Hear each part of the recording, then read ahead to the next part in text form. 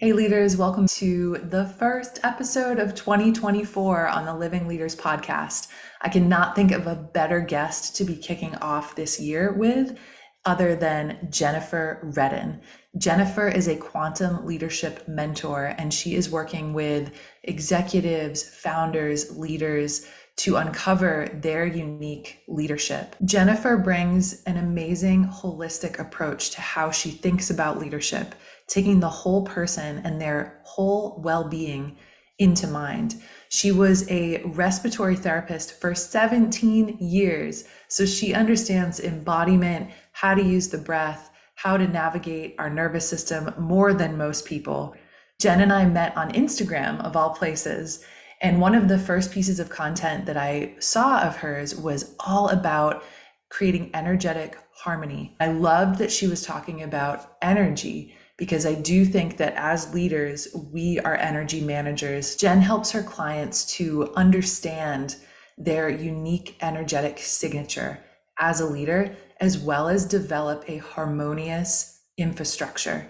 That is the practices, the rituals, the habits that allow a leader to fully embody these core values, these soul level values, so that when things get hard, when trauma comes up, or when burnout is knocking on the door, that we have the scaffolding and the self-resourcing to be able to navigate that, to be able to feel our emotions and lead ourselves, show up for ourselves first before we ever show up for or lead another person. She also has amazing wisdom to share around building coherence within ourselves through having enough spaciousness to really know ourselves in the first place, to know what our soul values are so that we can make aligned decisions and be leaving a legacy with each action, leaving a living legacy with every step that we take as an embodied, authentic leader. In today's episode, we get into so many amazing topics, from how to embody our soul values, how to make more aligned decisions, how to heal burnout by feeling our emotions and stepping into a new way of doing business, operating from a new set of rules, one that we ourselves create and not simply a set of rules that we adopt from the existing work culture or company that we might be working within. This form of honest, transparent, embodied leadership is only becoming more important because people can see through it when we're not, when our message or when our purpose doesn't align with the actions that we're taking or how we're living our lifestyles. There's a coherence that we get to develop as leaders across our work, our relationships, our lifestyles, and beyond. When this isn't coherent, people can feel it. So let's become the type of leaders that we want to be led by. Let's lead ourselves home. Again, I cannot think of a better place to start off this new season of Living Leaders. Without further ado, let's dive into the episode. Jenn, I'm showing up with so much gratitude to get to speak with you today. You have such a remarkable and healing approach to leadership that I know is going to resonate deeply with our listeners. And I want to get into all of the incredible perspectives that you're holding about what leadership even is, how it can include our whole human well-being, how we can show up in a really unique embodied version of our leadership. There's so much that you are sharing and bringing to the world through your message that I know we'll get into today.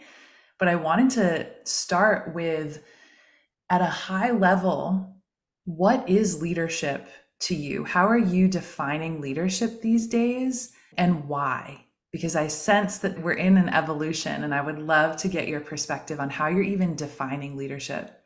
I love how you went right for it. You're like, here, we're going to jump right in. I love it. Oh, I, as I formulate the words, I'm going to say, I'm so happy to be here. And Nicole and I we've only known each other for a short amount of time physically, but it feels like we've known each other forever. Yes. Like truly sharing a fractal line of this is a relationship that holds so much power. This makes me so happy to be here and to have found you and for us to be connected. So leaders. Likewise. Good things do happen on Instagram sometimes. No. And that goes back to our very first conversation, right? Where we were like, the universe works. It works in its most mysterious, unexplainable ways. And that I think is the best way to segue into leadership is you being that emerging part of the universe that operates in your own energetics. And that to me is what leadership really is going for in the future, where every single person, every single leader is operating from their own unique energetic expression. Each one of them, as they do that, they understand the importance of the other person operating from their unique energetic expression. So then what we build and what we have and what we create is this gorgeous tapestry that is filled with so many different colors, and we all appreciate the value that each one of us brings to the table, and we're able to come together and say, oh, this is not my strong suit. Like I can say research isn't my strong suit, it's not something that I'm into. My husband loves it and he's really good at it, and so I can reach out to him and say, hey, I need your help in researching this thing, and he can do it in like 2 seconds. It's something that would have taken me like hours. And that's that same understanding of relationship and what leadership really is. But before we can get to that point, I believe, of understanding someone else's unique energetic expression, we have to understand what ours is. And we have to strip away those external circumstances, those external timelines, and really come into our wholeness and who we are. And that's how we create the future, a regenerative future that allows everyone to really live harmoniously and holistically. I love that, especially because I don't know that we have many existing models of what regenerative business or what regenerative leadership actually looks like.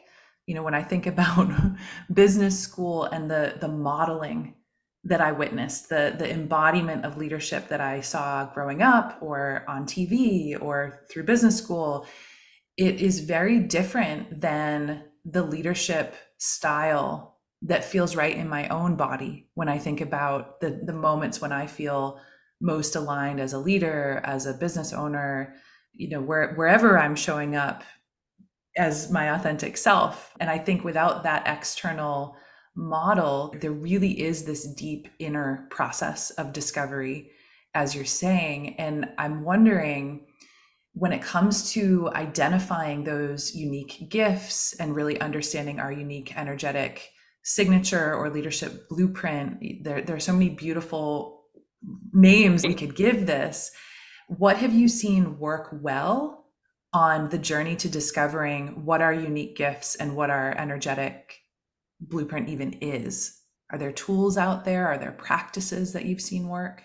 There's so many different tools and so many different practices. It's so interesting. I love the timing of things, right? The synchronicity. Just this morning, I was thinking about this of like, I think there for a while on Instagram, especially, we were seeing these people having these like long morning rituals and all of these different ideas of, you know, what you need to have in your ritual. And I think in the beginning, this is what I truly believe. In the beginning, yes, you actually do need to have these anchor points. And this is very true in my own life. When I first started really understanding my own energetics, I did spend a lot of time with myself, with my journal, with my emotions. What does that look like? What do they feel like? What am I feeling? You know what I mean? Going through all of those questions. And we need that space in the beginning because we're learning a new skill that we've never been taught. We're learning how to be truly in our own wholeness and in our own unique expression. And we've never lived our way like that. And we don't have examples of that really. I mean, we have a few, but not as many examples of that as we do other things, right? Like these, like we were talking about, like a rigid strategy of like how to get from point A to point B, right? This whole idea of like going to college and, you know, all of those things are going to get you on the path to success. We are seeing examples of that, but there's not as many. as their Mhm. other. And so we're still learning this skill. And think about whenever you're learning a new skill, the energy that you have to put into it, the time that you have to put into it. So this is you investing in yourself through time and space by taking the time with your journal, by taking the time to cultivate a meditation practice, exercising in ways that feel good, that don't strain you. So even a simple walk versus, feeling like you have to go to the gym and lift heavy weights or overextend yourself, or really allowing yourself and finding new healing modalities, maybe acupuncture, maybe having a regular massage. All of these things can help you, and they will slowly start to create the evidence for you that Mm. you are the leader that you get to be. And then eventually you won't need to spend as much time there, right? Because you've developed the skill, you've developed the habit, the ritual of like, oh, well, this is how I'm feeling today, right? So I'm feeling sad. Is this a sadness of grief? Or is this a sadness where I'm feeling a little off, right? Like there's something like, this is more of like an ego sadness, right? Or some sort of other kind of sadness, and maybe some doubts are creeping in, and that's what's creating the sadness. Okay, well, if it's grief, I know with grief, for me, sitting with that grief and being with that grief, finding someone I can talk to about that grief is helpful. If it's where doubts are creeping in, I don't want to shed those doubts and just go, hey, those doubts don't matter. I want to be like, okay, well, why are you here? But I'm also Mm. just not going to sit with it and sit in the dirty diaper of it either, right? Like, let me go do the dishes or the laundry, something that gets me moving and gets that energy moving, but also doesn't require me to like heavily focus and concentrate on something, or that's going to Mhm. dig into that wound a little bit more. And so you, once Mm. you get to that point where you really understand those things, then you don't need as much time. You're not going to spend as much time with your journal, or maybe you will, but you will know that you'll be able to move through those things faster. So there's a ton of tools out there. And a lot of the tools that I use, emotional mastery, of really understanding and getting to that point of understanding your emotions Yeah. and how they show up for you and what each one of them represents for you. Amazing. Yeah, emotions can be such a window into our culture in a way, or our programming, our conditioning, and to really start to work with that. There's so many things that I love about what you're saying, and I do want to zoom in on this imagery that I was getting as you were speaking around leadership being an energetic practice, effectively, an embodied energetic practice. I don't think enough people are saying that being a leader is knowing how to lead or manage your own energy and being attuned to that, being self aware of that. We get to lead ourselves before we ever lead another person in a lot of ways. And I was really seeing almost like a guitar or an instrument where these rituals or these practices is almost an art form of getting to tune ourselves to a different sequence, to a different energetic signature of our own leadership. And that, as you said, yes, in the beginning, that's going to take time. We're learning a new instrument, we're learning how to play a new instrument, and we're tuning that to a much different vibration. And we might be playing a new song. And that takes practice too when we learn that for the first time. And it's scary when we play it in front of another person or a group of people for the first time. That is a whole process. But if we cut to a year, 2 years later, whatever the timeline might be, if we have really mastered that energetic signature, it is integrated in our body. We have the muscle memory of how to play that song on a tuned instrument. It becomes second nature. We might not be thinking about it as much. We might not need the same warm-up routine as kind of as you were saying with the morning ritual and things like this. And I just couldn't agree more. Like in the beginning of my own leadership transformation, I had to lean on what I call the morning rhythm for a while, for years, where I had very specific routines and I was cycle syncing at the same time. So I was choosing different routines depending on which season I was in the annual calendar, but also which phase of the menstrual cycle I was in. And that helped me attune to my present self and the context that I existed in that moment, whether it was my own physical body or the tasks or the intentions at hand or the larger cycle that I was in on my project cycles or the cycle of my year. And that helped so much to set my energy right. And I don't think I realized for a long time that's what I was doing, that it was actually an energetic game that I was playing. So I just love that you're bold and audacious enough to use that word in the world of leadership. And I want to dig into that a bit more and ask more about how you're thinking about this. Where are you seeing energy management show up as a strategy that works, and why do you think that this is working so well for leaders to manage their energy, to be attuned to their emotions? Where do the benefits turn up when we do that? I think the biggest examples we can see in the world around us, right? Look at the leaders that we have, and I mean like the big leaders. Look how many of them, and you can even see it in social media and people that have like massive followings. We no longer tolerate people who don't walk the walk. If they're only talking the talk and there's nothing behind it, we don't tolerate it anymore. We don't want to be in that energy. We don't want to be around those people. And this has been the status of leadership for decades, for centuries, right? People, and especially men, that were do as I say, don't do as I do. Right. And we were like, it's inauthentic. Why am I going to follow somebody that's preaching that I should do something when you're not doing it yourself? And so that's why what I spoke to in the beginning of like it becomes a tapestry, because then we're all in our own unique expression, and because then it becomes, a coat of many colors, you could say, right? Like it's beautiful. And we all look to the people that ultimately we all kind of want to fill a hole, right? So there's going to be something inside of me that I need somebody else to kind of give me, that I need their help. I need their community. You can think about it as farming, right? Like there's going to be a farmer that grows cows, there's going to be a farmer that grows carrots, there's going to be a farmer that grows wheat, and then they all kind of come together and they help each other. And that's how a system, that's how all systems work. That's how we work as humans. There's going to be certain things that I need someone else's skill set for. I need their ability to, their own art, the master of their own energetic expression. I need that to bring me into my own, to create a new network for myself, right? So we think about that with trees. We see it in nature all the time, right? Yeah, They all yeah. work together. None of them are competing. That's where this is going. That's the future of leadership. Everyone standing in their unique energetic expression, everyone giving the world their unique art.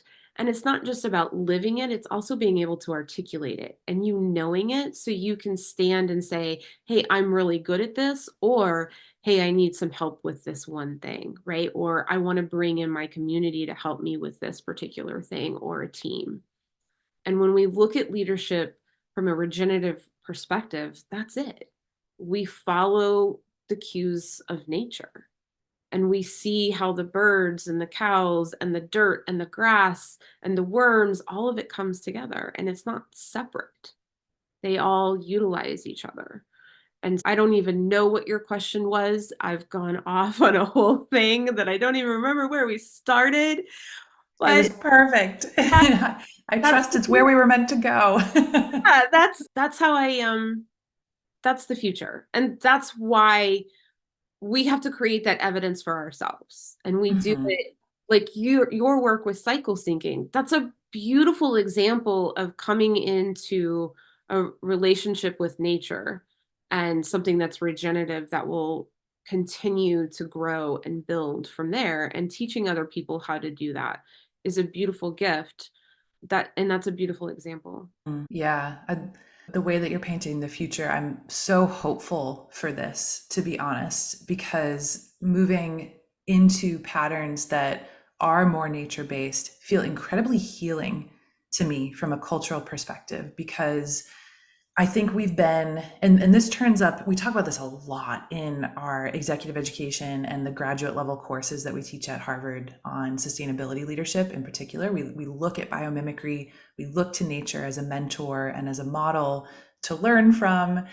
And what we find a lot in those conversations is that our culture is operating on a set of patterns that nature herself does not use, right?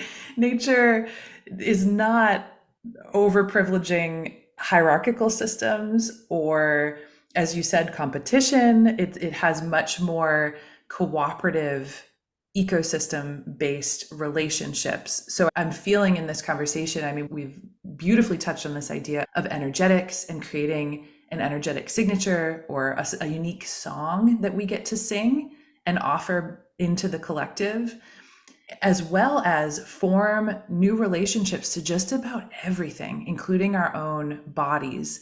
And we've talked about this in previous seasons on the podcast too, this pattern of over extraction that we have been engaging in as humans in relationship to nature.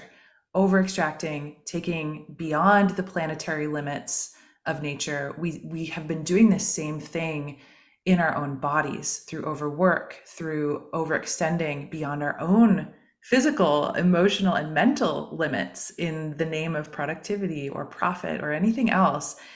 And a lot of those patterns, if we can let go of the patterns that are more harmful or sort of keep us in the culture that we've been operating in and shift into these patterns that are more aligned with nature, there's an incredible healing that I've witnessed in people as they went through not only the realization of, I've been over extracting from my body. I'm the one who has been leading myself unsustainably. Wow, that means I have a choice, but there's also probably some grief I need to process in that as well, because I feel bad for my body and the way that I've been treating it. So, how can I shift into a version of self leadership where I am leading from love and with reverence for my own being? And I'm leading myself and my projects more cyclically so that I include rest as a form of integration or quote unquote productivity. Like that's part of the creative cycle. And I've just watched people get out of burnout and work trauma and get into the embodiment of this, like of this other way of relating to themselves and relating to work. And I'm fascinated by the healing that's possible in this transformation and in this deeper embodiment of different patterns. So I'd love to go there next if that feels alive, to ask in your work and in working with leaders, executives, what is the healing journey that you've seen most often? Are there patterns or common experiences that you're seeing leaders have as they go through this transformation? And yeah, if so, what are they? What can we learn from them? It's that same thing of like, I've been living a very extracted life. Like I've been following rules that are not mine. Yes, And chills. yeah, Whew. the thing that you said so many beautiful things there, and so much of it was like, yes, those are my words. Like the quote unquote rest is productive. If there is one phrase that I wish we could just scratch from this idea of self-care is that rest is productive. Please stop saying it. Rest is rest. You deserve rest. It does not have to be productive. You'll be and that right there is that disentanglement that happens through healing and that I see all the time is that we're Mm. disentangling our worth from all of these external things. We're disentangling our worth from this collective trauma, which has created so much burnout. And then one of my favorite things that happens, because at this point, I don't know a single leader that hasn't operated at some level of burnout. I think we've all experienced, Mhm. every human has. It's a collective thing that's living. And that's the thing. Burnout is a living entity. It lives inside of us. And there are stages of burnout where you're in active burnout, then there's recovery where you're think that you've kind of healed it, right? You're, yeah, I think I'm good. I think I can, and you go back into your life, like it doesn't feel as daunting, but you're not fully there yet. You're not like in remission. And then there's the part where it's like, it's gone. Most people are living in that recovery stage, right? Like, and what that really looks like is you keep living at those external, you keep living at extraction. You think you're not. So you're like, let me plan these next goals. Let me do this next thing. Let me add to my to-do list. Oh my gosh, I've got all this stuff, right? And you don't feel completely depleted. You're like, no, I'm good, right? Like there's this like, I'm okay, but you're still living in burnout. Once you've experienced burnout, it lives inside of you until you clear it out of your cells, until you fully release it from your cellular structure, from your atomic structures. It's there. And you're just, it's so easy. It's like the idea of having your second pregnancy. Once you've done it once, your body's going to go right back to it the second time. And then you have the third one and it's going to go right back to it because it's programmed in there now. And as a society, burnout is programmed into our collective network, into our collective cells, into our collective energy. And so it keeps getting easier and easier to live at stages of burnout until now, until we're at this point where we're like, we can't do this anymore. We can't do this. We're all so hurting and traumatized from the way that we're living. So that's what's happening in my world with my clients. They're like, they find these subtle things. And I will tell you one of the examples. One of my clients, before this was 8 years before we started working together. 8 years prior, she was in massive burnout. She was actually dealing with some health issues and things like that. And it was when she transitioned into management. And she had, she felt like she had recovered from that and she was, she felt good and things like that. And I was like, okay, yeah, I'm doing well. Like I'm not in burnout anymore. Like I feel pretty good. Things are all right. And then after our work together, she messaged me after one session and she was like, I heard my ringtone and I realized that's the ringtone I programmed when I was at my highest state of burnout. And I've had that same ringtone for the past 8 years. And that every time I hear that ringtone, it just signals a trauma response in me. And I can feel it now. I can actually feel my whole body tense when I hear that ringtone. Wow. And that is the evidence that it wasn't fully healed. It wasn't fully released from her cellular structures. And she was still living in that state.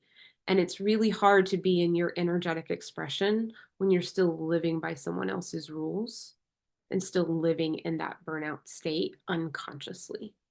That's huge. I'm so glad that you've brought that in, that burnout can almost live dormant within us until we do have that trigger or that environmental exposure. And I'm no scientist, I'm no epigeneticist, but I can't help but think of how wise on some level our trauma responses are if Right. we've been inside of a system that has hurt us or over extracted from us. The body's wisdom to signal such a strong no to that and sort of put up that boundary on one level is absolutely incredible.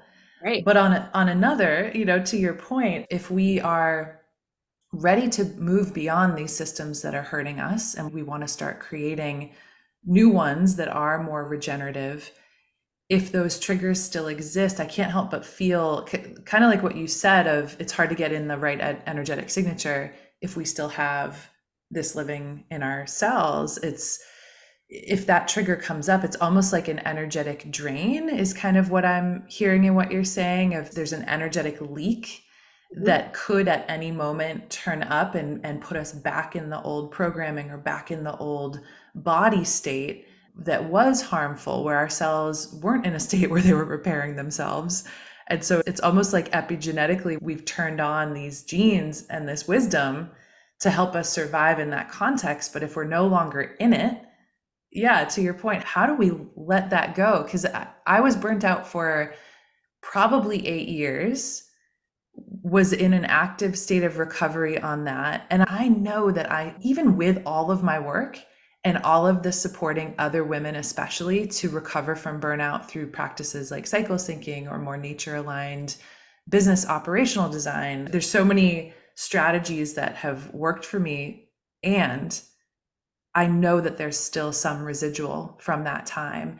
And when those triggers come up, I almost have to go into a mini moment of recovery just to get myself aligned with the task, work through the fear, work through the trauma that came up, and then maybe make a decision of whether I'm going to do that thing or say yes, and how I'm going to do it in a more aligned way. But yeah, I personally experience what you just said of it living dormant. And so I'm curious, how do we release that on a cellular level so that's not owning our time or our energy anymore? There's many ways that you can do this. I will speak to the way that I do this with my clients, and I Yeah. use breath. And for me, it's the quantum breath. So it is a very deep meditative space. You're in a complete relaxed space. So the truth about the breath, and this is one of those things that another phrase that I'm not a fan of is breath work. The breath is divine. The breath is divinity itself. It doesn't actually need to be worked. And after my long, extensive career in respiratory, I know what working to breathe actually looks like. And so the idea that we need to work the breath really is just so misaligned in so many ways. The breath, when we come into a deep, relaxed state and we remove the tensions and we come into that space where the tensions in our body and the friction in our body can be released, the breath will go into the places that we don't want to see. It has the ability to go into our unconscious. It has the ability to move into our cells. And then through that, what happens is things bubble to the surface. All of that stuff that you're ready, all of that trauma and old behaviors and conditioning, all of that stuff comes to the surface. And so that's part of the work that I do also is before you can get to that point where you're like, let me see what I have here, there needs to be some sort of sequence. There needs to be something that you can rely on so you know how to face those things when they bubble up, right? So that goes back to our rituals. That goes back to how do I handle this emotion and what does that look like? And what I tell everybody, I say it on podcasts all the time and I say it to my clients all the time. We want that stuff to bubble to the surface. We want it to come out of ourselves. We want it to come out of those dark places. We want it to come out of our energy systems and our energy points and some of that stuff will just come out and it'll go and you'll never see it again. And it's released and you're done. There's going to be some stuff that requires you to spend some time with. And like you mentioned before, grieve. Yeah. So there we want that stuff to come to the surface and you'll notice it, right? You'll notice it when you're driving and you get agitated by somebody or you're in a conversation with somebody and they say something and you feel like that trigger response. You're like, oh, well, that was triggering. Once you have that cognitive awareness of what that trigger feels like, you don't necessarily have to deal with it in that moment, but you can be like, I've got to come back to that, right? Like you can create something new.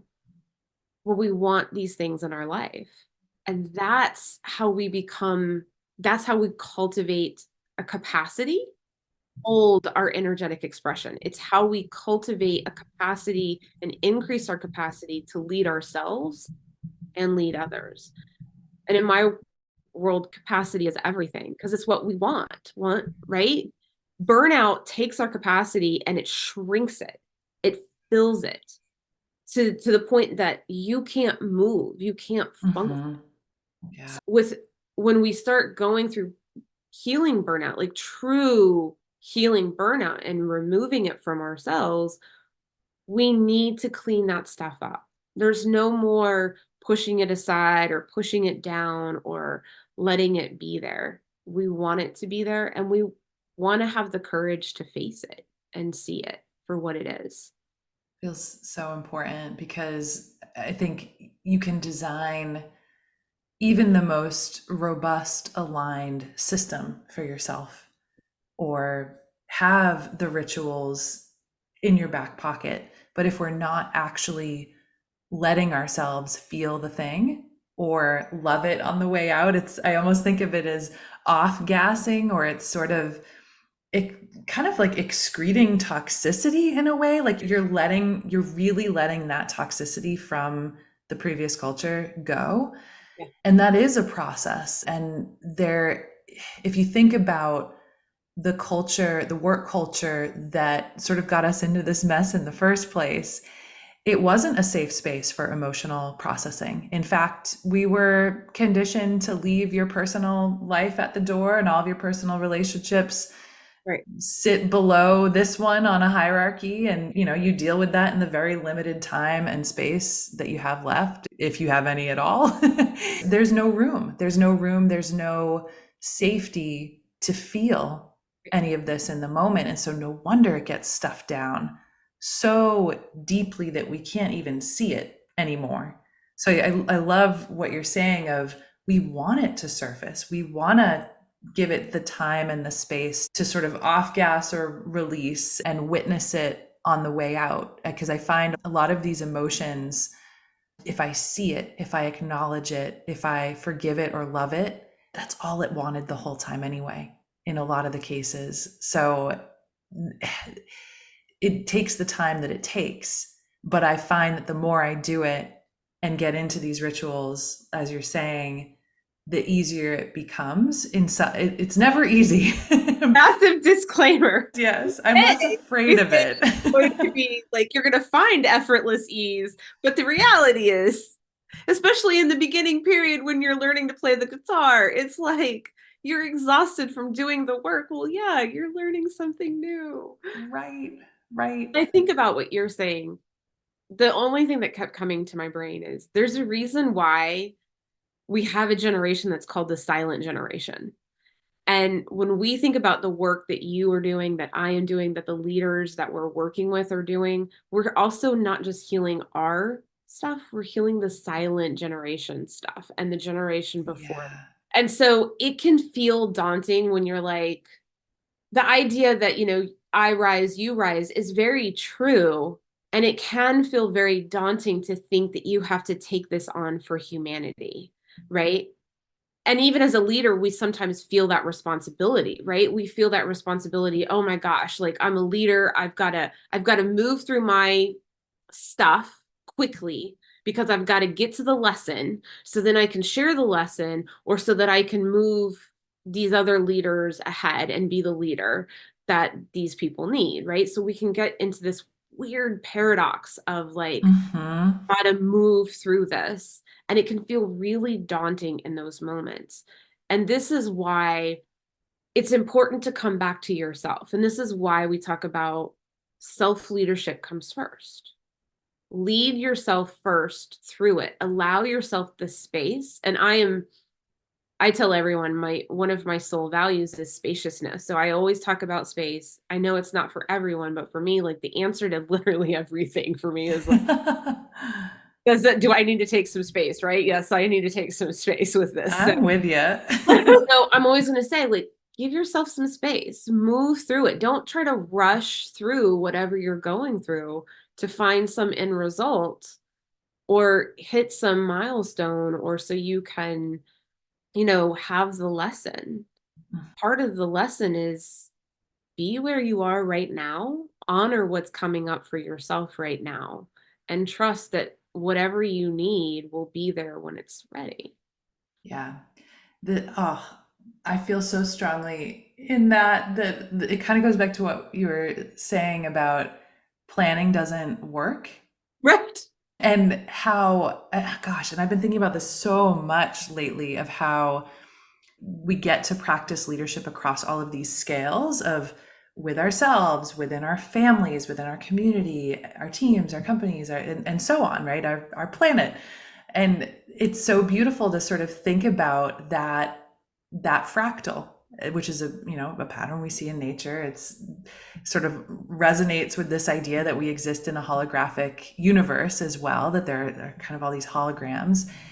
And so when I think about the scale of myself and doing this work on myself, and that potentially being too small or insignificant, or I should get through that quickly so that I can lead others and get to the work, just like you're saying. It's sort of it feels like a trap in a way of that's just going back into a lot of the same patterns. But instead, if we can go into the sometimes uncomfortable spaciousness, because space, I'm absolutely with you. I think as an ingredient, as a medium that I can sit in, spaciousness has also been one of the more healing moves that I've been able to move towards. And yet there can also be incredible discomfort in hearing myself talk, feeling the fear of my own insignificance, right? Which is often what's driving me to get through that inner work within myself so that I can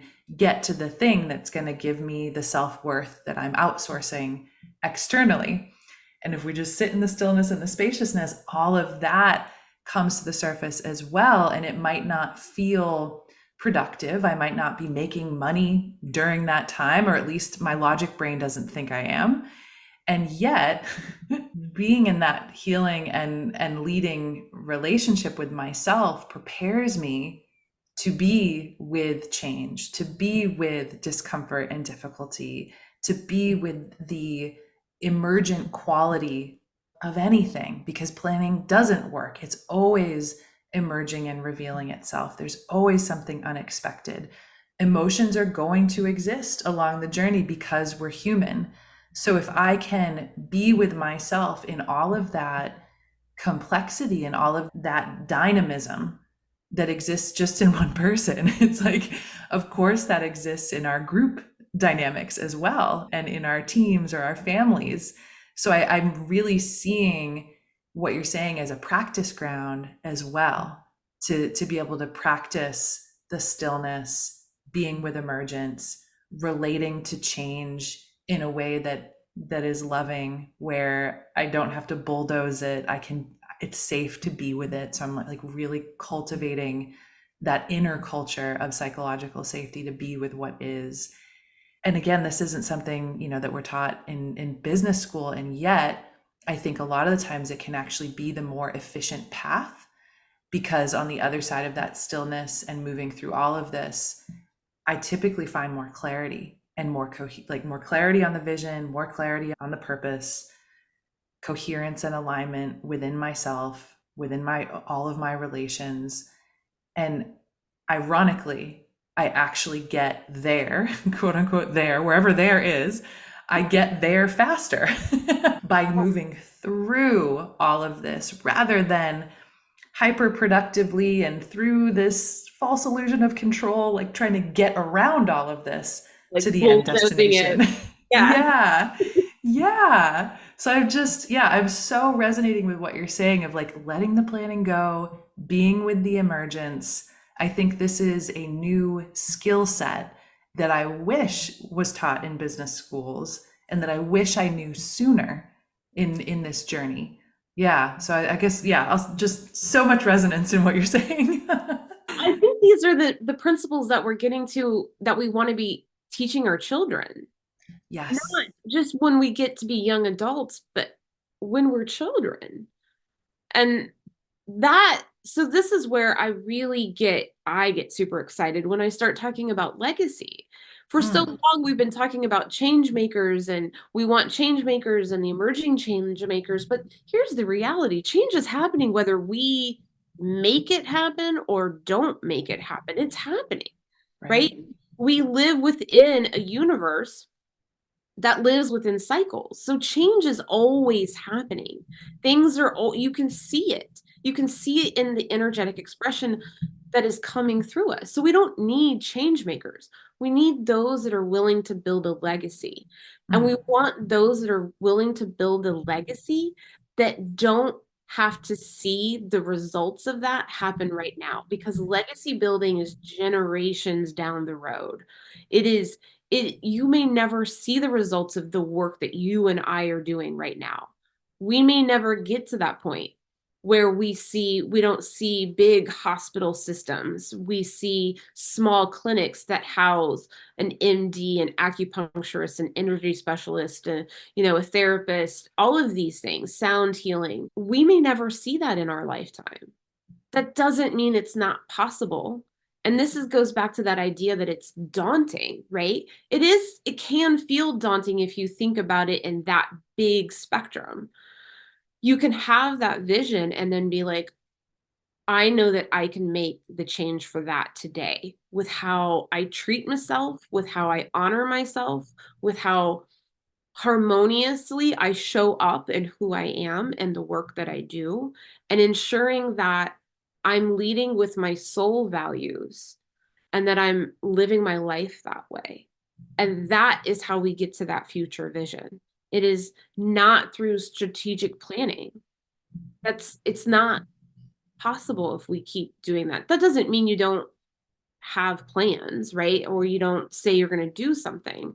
A lot of people get that confused. You're like, you just want me to sit around and do nothing. I'm like, no, there's actions that go with that. The rule of thumb is right now we live in a system that we're doing 1,000 things to get one result. We want to reverse that. So we're doing one thing to get 1,000 results. Yeah, really reversing that equation and having that long-term multi-generational view that really struck such a deep chord when you said that, because I think the way that we've been running business and being so obsessed with quarterly earnings and short-termism and all of the shouldism as well that comes from comparison, like I think a lot of that turns up in a strategic planning process as we map out our goals. It's like if we're just looking on paper and what we should be doing, that the roadmap looks very different. The results or the KPIs we're after look very different than if we were to reverse that and take on this long-term multi-generational view. And I think about how nourishing and healing it could be, not only for us as humans, as creators, as workers, but also for our planet, if we were to bake those values back in of multi-generational viewpoints and nature's genius as well, to really bake that into how we're doing things, as well as kind of the energetics and the more spiritual aspects that can come with how we lead ourselves and how we align with purpose. But I've never regretted moving from my soul values. And I often call them my guiding values and principles, or my North Star principles. I feel so increasingly devoted to those because of how good it feels in my body to embody them, because of the mirror effect, if you will, of how others are reflecting back my embodiment and my integrity on those. That, like, there's so much gratitude and appreciation when a leader is walking the talk and is making moves and decisions and setting boundaries and like doing the things that we say we believe most in. And I just find that even if some of those feel scary or in the moment, I've never regretted moving from those. That has always led me in a direction where I'm discovering even more alignment or more growth, or finding the people who are most aligned and resonating with the stance that I'm now taking in terms of my own standards and my own values. So I guess I want to dig into that a bit more and just ask, when you say soul values, what do you mean by that? And what does that look like in the practice of how you're living your life and how you're running your business? Yeah. So soul values are different than core values to some degree. I'm sure anybody who's listening to this, and even you, because even myself, at some point you were at a conference or you were at some event or some work thing where they're like, here, write out your values, right? And so you were like, sure, right? And you were given paper and it had like some like descriptive things on it, right? And you're like, circle the ones that resonate with you, right? I think value work is everywhere. Where I think we get it wrong is we do value work from a mental, energetic place. We do not do it from a very grounded, really an embodiment of, oh, this is who I am. So before you can even really get to getting to your soul values, there's a lot of deconditioning work that has to happen. There's a lot of healing that has to happen. And especially the healing around burnout, right? Because you've been operating from someone else's rules, from someone else's blueprint for so long. Of course, you're not going to know what your values are. And of course, it's going to come from a very mental place. So there has to be that process to where you get to your soul values. And here's how you can kind of tell whether you have a good foundation of your soul values. Your soul values are never going to change. They will never change throughout your entire life. If you once you find them, you can see the evidence not only going back but also going forward of how they play out in your life. And you can be like, "Oh, yep, that's something I've always valued and it's always been important to me," right? Like you will see it and you can pinpoint it throughout aspects of your whole life. And then you get to that point where you have to come into that place where you're like, that is yes. And own it, right? And that's that embodiment piece. And that again comes from capacity. And if your value is based on other people, right? We like to think like, well, family is my value. Family is my value. Well, yes, you might have a value of like community and building community. That's never going to be the why. It's always going to be about your energetic expression and how you operate. And one of the things that you said is like, it's an operating value. It's one of those things. It's like, this is how I show up. And it's usually 4 or 5 that you always go back to, that you're like, whenever I know that I can lean on this, I know that I'm going to be making a right decision. Or if they are your decision makers. And then it's your code of ethics that takes the action from those decision makers. But your soul values will never change. Your goals may change, your priorities may change, your soul values never change. And you can feel when you're really operating from that place because it's very harmonious and you're able to speak about them openly. Like I'm open. If you were to see a sheet of core values, if somebody were to give me that in a thing, spaciousness is not going to be on there. I can guarantee you no one wrote spaciousness as a value, right? So it's not going to be these general terms that we think of values. It's going to probably be something that's very unique to you. It is going to be not probably, it is going to be very unique to you. So like spaciousness, that is a value of mine. And I know whenever I'm going through something or whatever, it is something I always rely on, along with harmony and coherence and individuality and uniqueness and all of these things. And so those are the things that are my lead and how I show up in my life. It very much feels like leading from the inside out as well, as I receive what you're saying, where if we're making decisions from those soul values, I just imagine that the creativity that comes from that, the people we meet, the legacy we leave, it's all coming from the inside out in a way, as opposed to looking out there first to see what's available, what have others done, what are the roles I might be able to play. Okay, let me fit myself into that box and take on these rules or these values.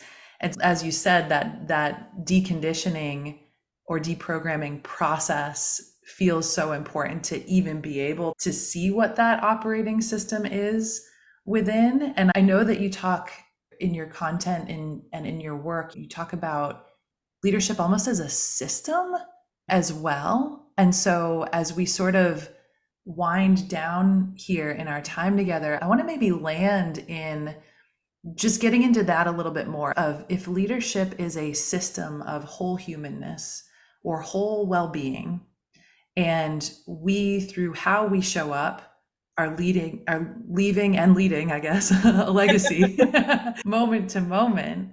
It's like what goes into curating that system? I know you have so many amazing practices, so I want to dig into what that really means to you and also where people can learn more on how to work with you to build their unique system as well. It's so unique to every person, right? Like it's so nuanced. And that's why I love the work that I do. It's because it's so nuanced. And building that system. So I don't use the word system, I use the word structure. And ultimately Structure, in that's this, what it is. Thank yeah, you. in this, I was like, system isn't landing. And that's what it's actually a structure. And I talk about an infrastructure. And what you Mm, said just a second ago is it's this inside out approach. And so we want to have a regenerative and expanding capacity. And that comes from having a harmonious infrastructure. And that starts with your cells, that starts with your atomic structures, and that starts with cleaning those up, doing the deconditioning work, shedding other people's rules, and standing in your own expression, right? Your energetic expression. And there's so many things that you can start doing. And they're everywhere, right? They're mainstream, but spend time with your journals. Give yourself some space. And that doesn't mean you have to write the whole time. One of the things that I really have come to embrace is the art of contemplation. Richard Rudd talks about this in the Gene Keys. He actually has a whole book called The Art of Contemplation. But can you give yourself this time where you're contemplating? You're thinking, not even thinking, it's like the thoughts are clouds and you're just rolling from one cloud to the other. You're in this open space. Again, see, space always comes up. mm, Release the idea that it has to look a certain way, right? Like I'm going to journal for 5 minutes. Now, maybe you do have a time frame on it, if you've got kids or, you've got to go to work or all these other tasks in life. So maybe you need to have a time frame in that essence. But can you offer yourself 5 minutes be with you, right? Can you sit in your car before you go into work or go into the grocery store and do a breath check in, which is something I teach my clients? Can you do that 3 times in your day and set that sort of structure where you're like, I do this? How can you tune into your body? Can you go to a yoga class? Can you go get a massage? And maybe not a massage where we're like, because this is the theory that I used to have. I used to be one of those people that would be like, no, I need a deep tissue massage, right? So I'd go to the person, and my husband is 6'3", 250 pounds. And I will tell you, I've gone to massage therapists and I've had him go to, he goes, she hurt me. And I'm so good. But I realized for me, I thought I had to like really press on that wound and really work it out. And that's not actually how we heal. We don't mm. heal by pressing on the wound. We heal by holding it in space. And so even my massage therapist and not my practice, but who I see and what I value as far as my massage work, body work has changed. I'm not looking for those people that are going to dig it out of me, but that can hold me. As leaders, we need to find places where we can feel safe to be led because we're so used to being the leader in all aspects of our life. We need to find those places that we feel safe so we can be held, so we can be led. And that also starts with you holding yourself. Take 5 minutes multiple times a day to check in, do a breath check in, do some sort of like coherence, coming into coherence practice. And you'll start to see the benefits of that. It does not have to be complicated. We think it has to be complicated to make impact. And honestly, the smallest things that you can do consistently are going to create the biggest impact. So that's the point of a structure. And I look at structure, we're so used, and a lot of people are traumatized by the word structure because the structures that exist within us right now or around us are so traumatic, right? So I view structure as I see it as scaffolding, right? You think about scaffolding on a building, Thanks. there's a ton of like open space, but there's still something that is secure and anchors you. So find anchor points throughout your day, throughout your week, month, and year where you can be like, am I checking in with myself? And that's part of the work that I do with my clients. My I'll dive into a little bit about my work and how you can work with me and how you can, be in with my energy. Amazing. I have a year-long program. It's called Quantum Leadership Mastery. And it is a year long, and it's for pretty much all of the reasons that I've talked about today, I feel like, right? Like there's work that before we get to that point where you're taking aligned actions with ease, you got to know what alignment feels like to you. So in my work, there's 5 pillars that we work on. It's mastering the art of your own unique energetic expression, embracing your natural genius to amplify your magnetic presence, embodying your soul mission to create the legacy with effortless ease, and cultivating a deep sense of self-worth and belonging to elevate yourself from external, to liberate yourself from external circumstances, and to establish that harmonious infrastructure for regenerative and expanded capacity. And that's why it's a year long. All of those things are very nuanced for my clients. They're very deep, and I wouldn't be doing it justice if I said it was, here's 12 weeks and you're going to get all of this. I feel my job is, if you need to keep coming back to me, then I haven't done my job. So it's expansive in that time frame of a year, which I know feels so big, but as time is speeding up, as our frequency of the earth increases, time is like, here we are. Or by the time you guys are listening to this. So. Totally. Totally. So that is the work. If you can always reach out to me, you can also join me on it's Substack. It's called Expanded and Embodied. And in my Substack, you can have access to my words and my wisdom. I do podcast on there. I do writings, things like that. So there's lots of content that you can dive into in that aspect as well. So Amazing. Thank you. Yeah, thank you for inviting this community over there too. And just all of the work that you're doing and the language that you're using, the frameworks that you are sharing, that in and of itself feels so healing. And even just interacting with a human who's really embodying what they're saying feels so nourishing every time I come across one. And you absolutely are. I appreciate how even in your program design, you're really embracing and embodying this soul value of spaciousness as well, like really letting that breathe and having integration occur along that journey. So yeah, no doubt that the discoveries, the structure, the habits that people would uncover in that would really lead to a different version of self, is how I often think about it, kind of like leading us to a future self that is the living leader, if you will, that we want to be. That's one reason we've named the podcast and the nonprofit Living Leaders, because it is a living journey that we're on, and it does take the whole human to be participating. So I just want to, end with such deep gratitude for the work that you're doing and how you're showing up.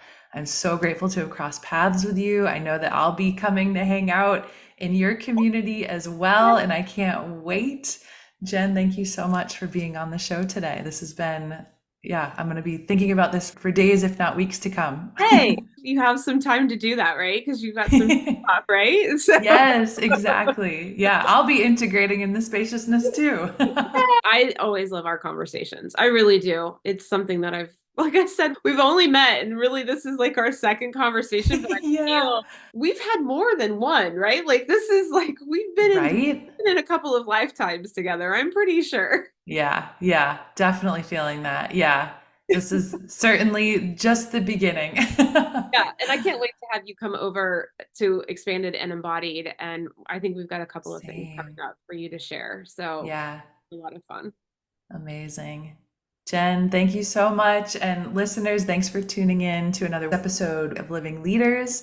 We will see you next episode for more exploration through the many dimensions of leadership and all that we are transitioning to in this new paradigm of work and of business.